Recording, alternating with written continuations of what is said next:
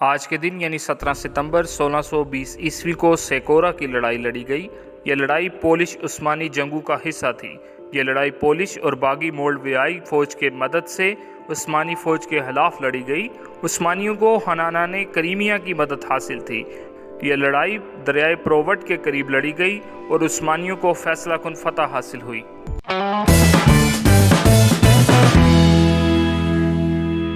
आज के दिन 1950 ईस्वी को नरेंद्र मोदी की पैदाइश हुई। नरेंद्र मोदी भारतीय सियासतदान और मौजूदा वज़ीर आज़म हैं। इससे कबल मोदी गुजरात भारत के वज़ीर आला रह चुके हैं। मोदी का सियासी सफ़र 1984 ईस्वी में शुरू हुआ, जब RSS ने अपने चंद अरकान को भारतीय जनता पार्टी में भेजा। इनमें मोदी भी शामिल थे। मोदी ने लाल कृष्ण आडवाणी की बाबरी मस्जिद के खिलाफ मुहिम में हिस्सा लिया। 1985 ईस्वी में मोदी ने गुजरात में इंतखाबात के प्रचार की जिम्मेदारी निभाई। कम उम्री में तयशुदा शादी की वजह से इन्होंने हाई स्कूल मुकम्मल करने के बाद घर छोड़ दिया और 2 साल तक शहर दर शहर घूमते रहे। गुजरात लौटने से कबल वो कई मजहबी मराकज़ की ज़ियारत कर चुके थे। 1985 ईस्वी में मोदी ने BJP में शमूलियत इख्तियार की और 2001 ईस्वी तक पार्टी में कई ओहदों पर फाइज रहे। 2001 ईस्वी में वज़ीर आला गुजरात केशव पटेल के इस्तीफ़ा देने के बाद मोदी को वज़ीर आला बनाया गया। गुजरात फसादात में इन्हें बराह रास्त इसका जिम्मेदार बताया गया। मोदी तालीम, गुर्बत और सेहत के मैदान में अच्छा काम न करने पर तनकीद का निशाना भी बने। 2014 ईस्वी में मोदी भारत के वज़ीर आज़म बने और अभी तक वज़ीर आज़म की हैसियत से फ़राइज़ अंजाम दे रहे हैं।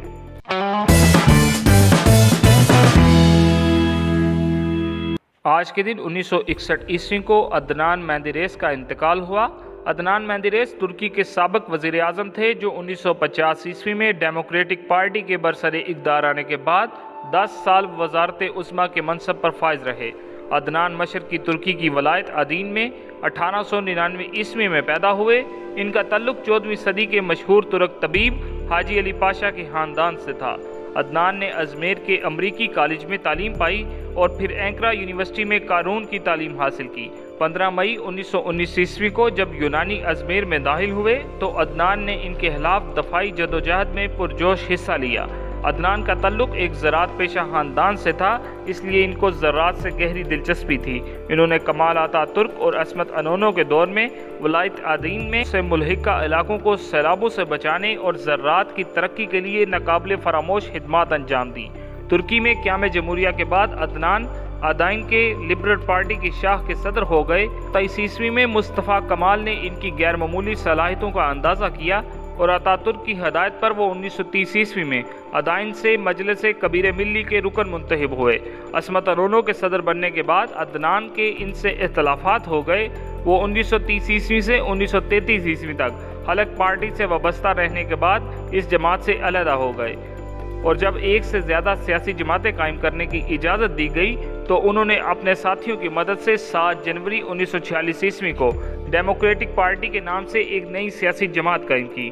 अतातुर्क के इंतकाल के बाद जलाल बायार और मेंदेरेस हमेशा एक दूसरे के साथी रहे और इन दोनों का एक दूसरे से वैसा ही ताल्लुक़ था जो मुस्तफ़ा कमाल और अस्मत अनोनो के दरमियान में था।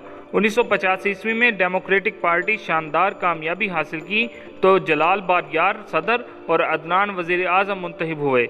इनके दौर में सनत और ज़राअत को तेज़ी से तरक्की दी गई और बहुत सी सनतों और कारखानों को जो पहले सरकारी मलकियत में थे निजी मलकियत में दे दिए गए, जिसकी वजह से निजी कारोबार को फ़रोग़ हासिल हुआ। अदनान के दौर में तुर्की की मजहबी पॉलिसी में भी अहम तब्दीलियाँ हुई और इनकी हुकूमत ने आवाम से किए गए तमाम वादे पूरे किए। 1932 ईस्वी से तुर्की में ये पाबंदी थी कि आज़ान और तकबीर अरबी में नहीं कही जा सकती और 1941 के बाद इस हुक्म की खिलाफ वर्जी जुर्म करार दे दी गई।